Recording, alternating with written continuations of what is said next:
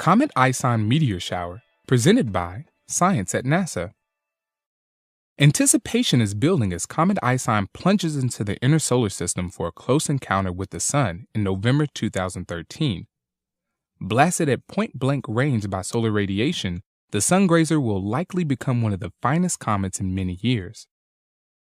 When NASA's Swift spacecraft observed the comet in January 2013, it was still near the orbit of Jupiter, but already very active.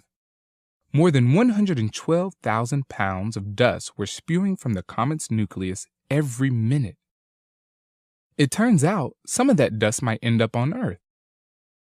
Veteran meteor researcher Paul Weigert of the University of Western Ontario has been using a computer to model the trajectory of dust ejected by Comet ISON, and his findings suggest that an unusual meteor shower could be in the offing. For several days around January 12, 2014, Earth will pass through a stream of fine-grained debris from Comet ISON, says Weigert. The resulting shower could have some interesting properties. For one thing, it could dust the surface of the Earth.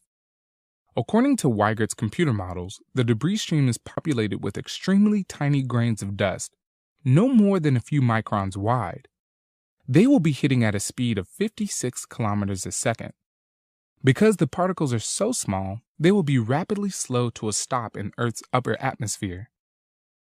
Instead of burning up in a flash of light, they will drift gently down to the Earth below, he says. Don't expect to notice, though.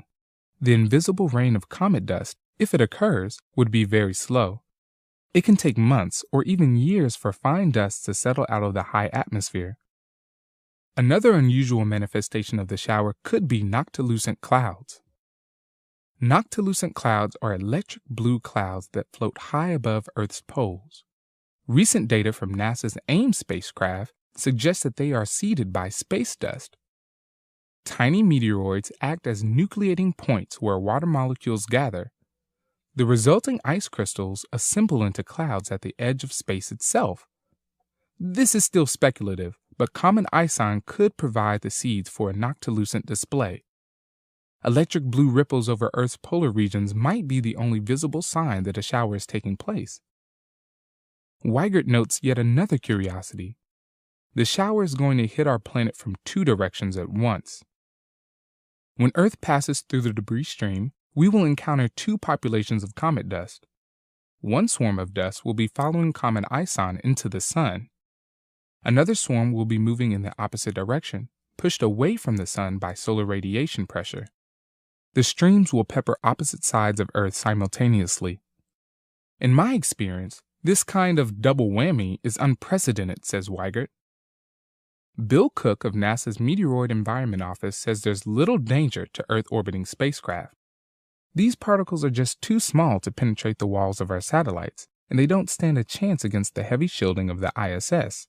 However, he adds, mission operators undoubtedly will be alert around January 12th for possible anomalies. Skywatchers should probably be alert too. The odds of seeing anything are low, but Comet ISON could prove full of surprises.